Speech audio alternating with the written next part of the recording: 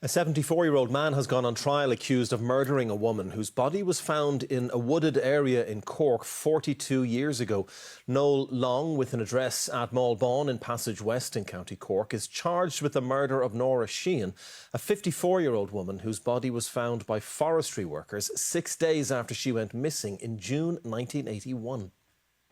Nora Sheehan's naked and bruised body was found in deep undergrowth down a steep slope here at Shippool Wood on the 12th of June 1981. A mother of three, Nora was a vulnerable person who around the time of her death had developed some eccentricities, including waving down cars. 6 days earlier, on the 6th of June 1981, she was bitten on the arm while trying to separate two dogs fighting near her home. She was treated that Saturday night at the South Infirmary in Cork and left around 10 p.m. with a bandage on her arm. There were a number of subsequent sightings of Nora waving down cars, possibly as late as 4 a.m. the following morning, but that was the last time she was seen alive. Two distressed forestry workers out chipping wood discovered her body in the woods. Noel Long was 32 at the time. He's now 74. 4 days after the discovery of Nora's body, his car was stopped in Cork, technically examined, and samples taken from carpet fibres and from inside the boot of the car. Those samples were sent to the forensic laboratory. Senior counsel Brendan Grehan told the jury today that a semen sample was also recovered from Nora Sheehan's body and preserved, which was significant because when the Garda Cold Case Unit reviewed the case in 2008, a DNA profile was developed from the sample by a specialist company in the UK.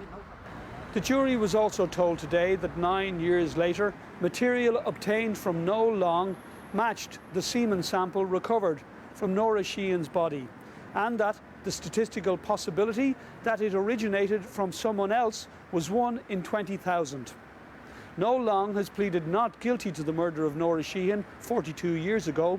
The trial continues. Paul Reynolds, RTE News, the Central Criminal Court. I could see a navy coat about 20 yards down the slope. I got a stench, and as I moved further down, I noticed a body to my right. It was almost totally naked.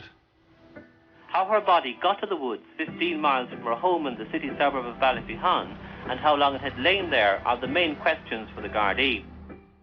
The funeral of 53-year-old Mrs. Nora Sheehan of Ballyphehon, County Cork, took place today. Gardaí say Mrs. Sheehan was suffocated and are appealing for information from the public as they continue the murder hunt in West Cork.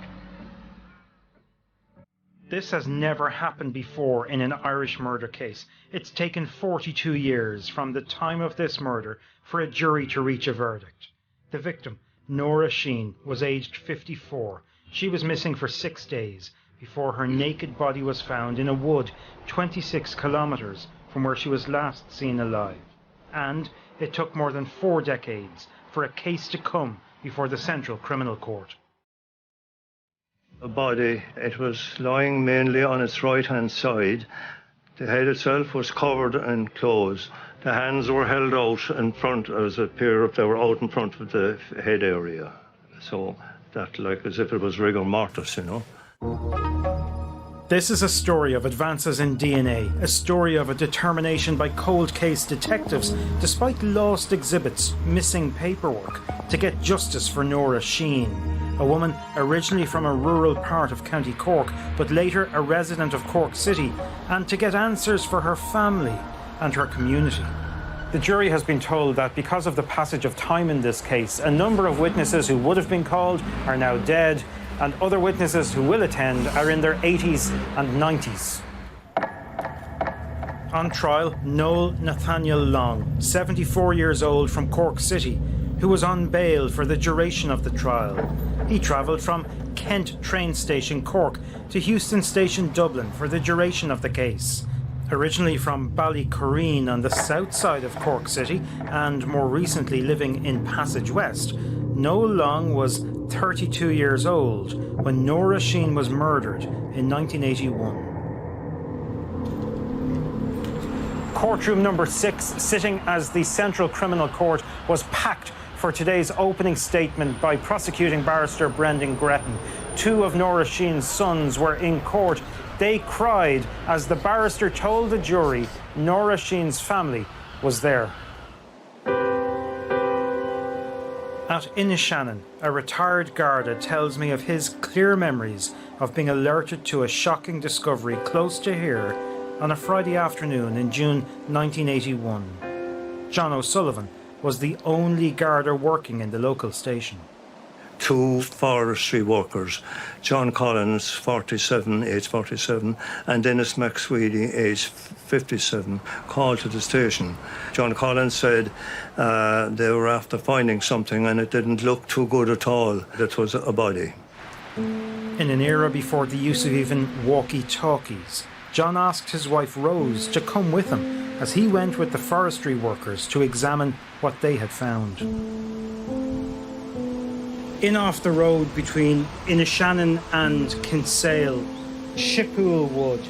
This is where the body of Nora Sheehan was found 42 years ago, just down that slope towards the River Bandon. I brought John Collins and Denis McSweeney to the location at Shippool Wood. I also brought my wife, Rose, in case I had to remain at the scene, and also to deliver any necessary messages to Bandon. To preserve any evidence, John O'Sullivan approached the body in an arc and using a hurl to beat a new way through. I went over the wall, down the slope. As I did so, I got a stench. I noticed a body to my right. It was almost totally naked. It was lying mainly on its right-hand side, and the head side was lower down the slope. The head itself was covered in clothes. There was a nylon stocking or tights on the left foot. I moved closer to observe better. I waved the hurley which I'd brought with me to make my way through the briars. I waved that to drive away the blue bottles. Exactly when Nora Sheehan's body was dumped at Shippool has not been established. We know she was last seen the evening of the 6th of June. At the trial, we heard that Nora had left her home in Ballyfahan, having been bitten by a dog, to receive medical attention in her local hospital. A number of witnesses gave evidence. I saw the dog fight at Killeen in Downey Avenue. She was screaming. It was stressful to watch. I saw a woman in the A&E. She was very agitated. She showed everybody her dog bite. I saw a lady engaging with traffic. She was dressed like a grandmother going to mass. She had a formal hat. Nora was treated by nurse Agnes Rice here in the pink top, who still remembers Nora. She said Nora did not want stitches, but wanted to make a donation to the hospital. I noticed that there was a cut on the left wrist and there was a bandage near that. There was also a cut near the neck. What seemed like fresh, uncongealed blood on both of those cuts. At 5 p.m, a Father Tobin from Ovens was passing, I believe. He stopped and I accompanied him down to the body and he administered the last rites. 1981 was a different time. Ireland was a different place, dominated by the hunger strikes and a general election which saw political power swing from Fianna Fáil to a coalition of Fine Gael and Labour. The murder of Nora Sheehan was front-page news for a time, but did not generate the headlines that it would today. Nora's hat, a shoe and handbag were never found. Items went missing, her dress, her coat, plastic covering and other items over the years. Important work was carried out in June 81. A vaginal swab was taken from Nora. Dr. Tim Creedon established the presence of semen in that sample. He preserved the sample within 2 pieces of glass pressed together. That slide was put into safe storage. It would be more than 30 years before advances in DNA would give more detail. But some scientific examinations did provide information in 81. Nora's dress and coat were analysed. A car was forensically examined. Sheila Willis and Maureen Smith, two scientists who worked on this case. The underlying science hasn't fundamentally changed, which is that you're looking for traces, vestiges of things that show that there was a connection or that there was contact.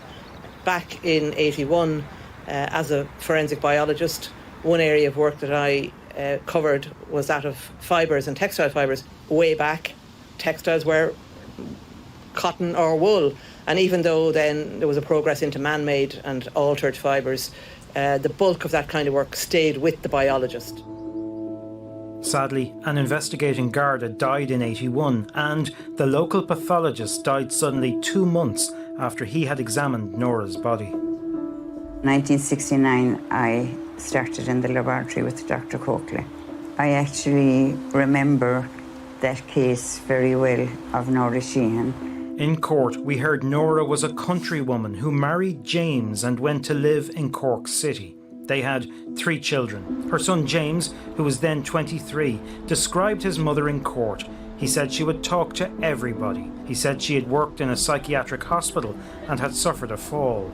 In 2008, a Garda cold case unit was set up to investigate unresolved murders. Nora's case was included. At the heart of this case is advances in DNA, advances in forensic science. Garda Pádraig Hanley, on the right, was the cold case detective who, in 2008, brought a forensic sample from Ireland to England. The vaginal swab sample taken from Nora in 1981 was brought to a specialist lab. 1981, Matthew Thorne was a detective inspector. He told the trial how he stopped an Opel Kadett on the Curraheen Road in Cork 4 days after Nora Sheehan's body was found. The car was being driven by Noel Long. The car was later forensically examined by Detective Colm Dardis, who used a roll of sellotape to take 44 surface lifts of carpet fibre and paint from inside the car. Just as today you can buy a lint roller which removes extraneous material from your clothes, in the same way the sellotape captured what was loose on the surface of the item that you taped, be it fibres, extraneous fibres, or flakes of paint. The samples from the Opel Kadett were compared to samples from Nora's clothing and body by Sheila Willis and Maureen Smith. The jury being told there is very strong support for the view Nora Sheehan was in the Kadett car rather than she was not. That fundamental work of fibre transfer is exactly the same as it was today. The taping and collection, if you like, of the trace evidence was done in such a way that it's then preserved, and once it's there and can be stored ad infinitum. But it was just considered good practice to maintain things. The sellotape lifts that Maureen talked about, they were sometimes just clipped into the files. And then the glass slides on which things were embedded, they were kept in little boxes or on trays and stored in storage areas. Gardaí are now certain that 53-year-old Mrs. Nora Sheehan was suffocated, but they have not confirmed reports that she was sexually assaulted, although there were marks on her body. Dr. Dermot Coakley, a pathologist and lecturer in UCC, performed the post-mortem, establishing some of the horror endured by Nora Sheehan. He died suddenly 2 months later, aged 55, not having completed nor signed his final report. Everything would be handwritten and later on typed up by Dr. Coakley. New legislation in more recent years allowed for Dr. Coakley's unsigned post-mortem report to be given to a jury. It was around 2008 that Tess Hogan was contacted. I can remember about 15 years ago the DPP coming to me at work and asked me if I remembered this case, and I did, and also then would I help in any way if possible, if anything occurred out of it. So I said I would, of course. Tess Hogan confirmed to the trial that it was Dr. Coakley's handwriting on the report of the post-mortem on the body of Nora Sheehan. I was asked to read the report, see if I could read it. Several times I was asked that, and that I did. I had no problem Some of the items, of course, were scribbled. When it was scribbled out, it was illegible.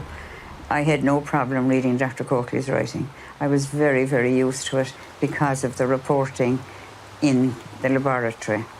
And he had a kind of a distinctive writing, but very legible, you know. Dr. John Whittaker, another witness in the trial. It was he who received the semen sample from a garda at the English lab in 2008 and, using the most advanced tools, obtained a DNA profile. What we had was a microscope slide, which was an extract from the original swab. That had been stained with chemicals, had been kept in that glass sandwich, if you like, with a mounted glue, and stored like that since 1981. So therefore, in order to get at it, the glass structures had to be broken apart, the glue removed, and essentially the area on the slide that contained that extract scraped off. Last year, Dr. Whittaker was asked to compare the DNA profile from the sample taken from Nora's body to a sample taken from a beanie hat recently obtained during a house search in Cork. Today, 73-year-old Noel Long, with an address at Malbon, Passage West in County Cork, appeared before Skibbereen District Court charged with her murder at an unknown location on a date between June 6th and 12th, 1981. 12 months on, Noel Long stood trial for the murder of Nora Sheehan. The jury was also told material obtained from Noel Long matched the semen sample recovered from Nora Sheehan's body, and that the statistical possibility that it originated from someone else was 1 in 20,000. Noel Long, guilty of murder. We can now reveal detail the jury did not know about Noel Long. He has previous convictions dating as far back as 1966.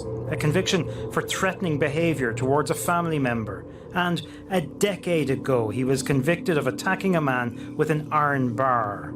Primetime has learned that in the weeks after the murder of Nora, the pathologist Dr. Coakley was warned by a garda to mind his family due to concerns about the killer of Nora Sheehan. Nora, mother of 3, 5 foot 1 inch, 9 stone 1 ounce. Sueñas, Shiroi.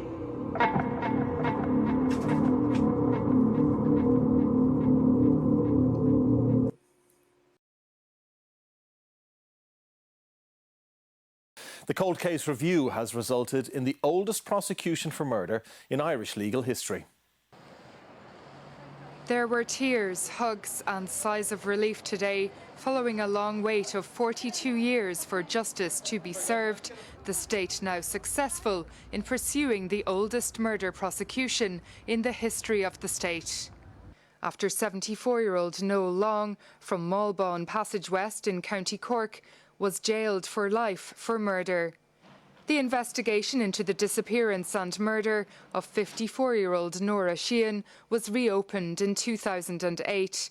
Her bruised and naked body was found by forestry workers at Shippool Woods near Innishannon in County Cork, 6 days after she was last seen close to the South Infirmary Hospital in the city.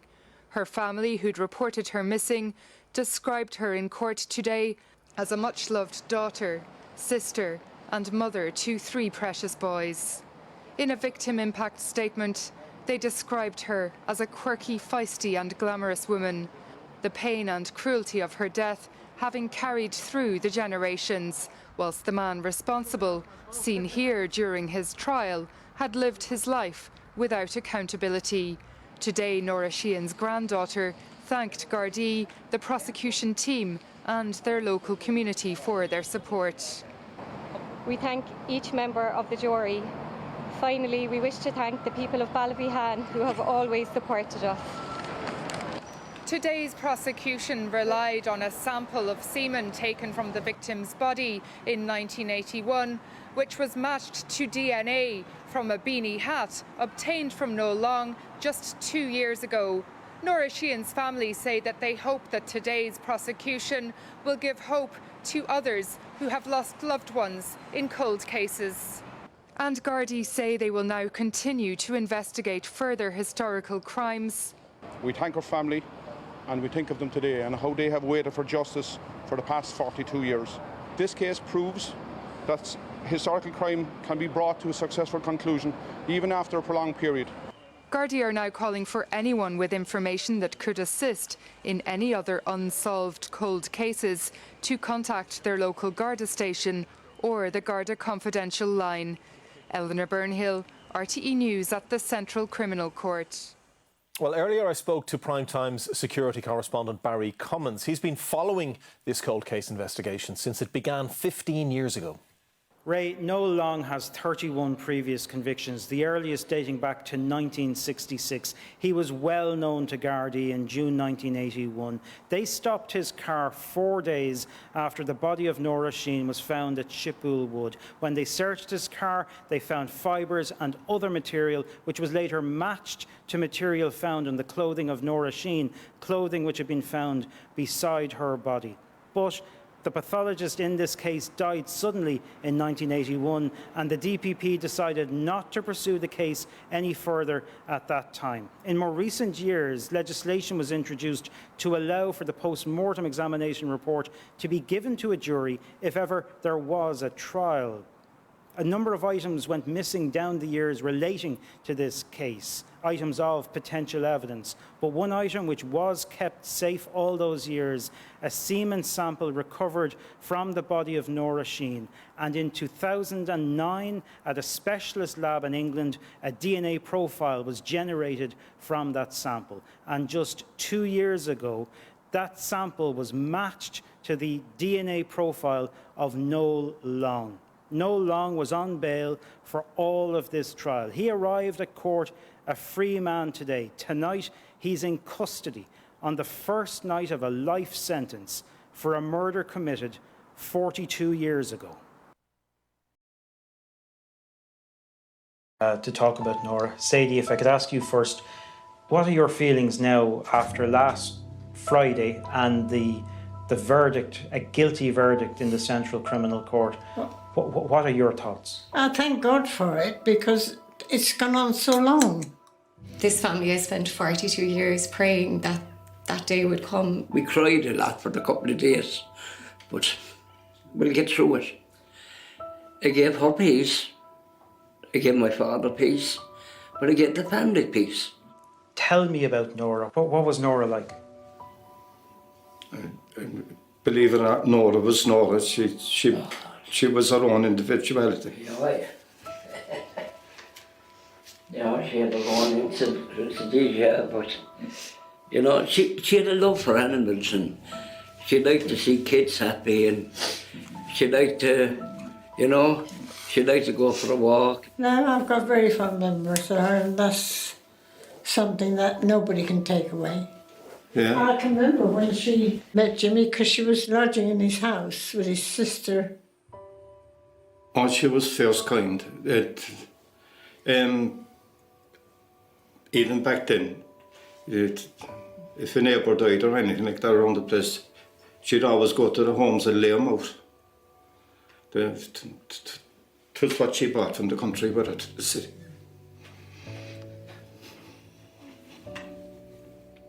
Kind, happy, great cook, a great woman to do a bit of washing, like in the days when washing machines were a dream. But, you know, and she was lovely, like, you know, she was always there. And the two of them now, the father as well, he'd work days and she'd work nights, so there'd be always someone with us. You know, she'd talk to everyone. Absolutely talk to anyone. Probably killed her in the end, but sure, that's life too. Your dad was a little bit older than your mum. There was 24 years between the two of them, but they got on very well. He passed away 4 years after your mother. That's right, yeah. But like that killed him because up to then he was bouncing. And what did Nora work at? She was working in a psychiatric hospital. It was all ladies. It was on the Lee Road, and she worked there as the equivalent of the modern day care assistant. And she had a fall there, and she developed some eccentric habits after. And that was some years before 80? Oh, it was around the time I did my enter, so it was 1973. And James, you have very strong memories of June 1981 and the alarm being raised that your mum was missing. We were on holidays with my in-laws in Innishannon, and I was commuting to work, and the local shopkeeper rang me at work, and he said the father was in a bit of bother, and he said you'd want to get home. So I left work and came home and listened to the father's story, and we went to Cork Garda station and reported him missing. And from there, we started checking on friends' houses and went around the area, and I didn't go back to work at all that week. We just kept on looking, and I brought my father out here to this house. That day, the day we reported on this thing, every day we used to go to the Garda station, and there was no sightings. We didn't know she was found at that stage because they were investigating, and we went to the city morgue, and we met him, Mark Hyde. He's a retired guard, and the identification process started. I always listen to Radio Air, and you get the news on our radio. And oh my God, I heard this terrible news, and then I phoned home. And then that's when I got the message. I phoned the post office for, I couldn't believe it. And that's when the shock set in that it was actually her. I couldn't believe that she could, somebody who was so gentle. Then we had the trouble of making arrangements to bury her. In 1981, there was a prime suspect. Yeah. That prime suspect is now the convicted, guilty man. Yeah. But from 81, you would have known that there was a prime suspect. Oh, yeah. And a man had been charged at that time, and then it didn't go ahead. Yeah. And this is something you've had to... We had to live with it. Yeah. And all that time, and that ye were living locally in Cork as well, and that this was... It must have preyed and played on your mind a lot. Oh, constantly. But I suppose the only thing we had was we have good neighbours.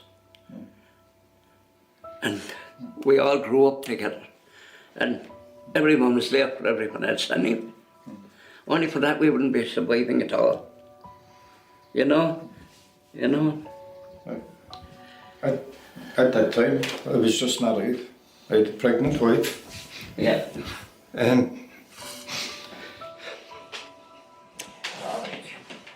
The lovely photograph of Nora that everybody has seen, that's from December 1980, and she's at your wedding. Yeah. It's a lovely photograph. You get busy in your own life afterwards, and you have to carry on. You have to, yeah. No. The person responsible has been given a life sentence. Yeah. I just hope he rots. That's in hell for what he did.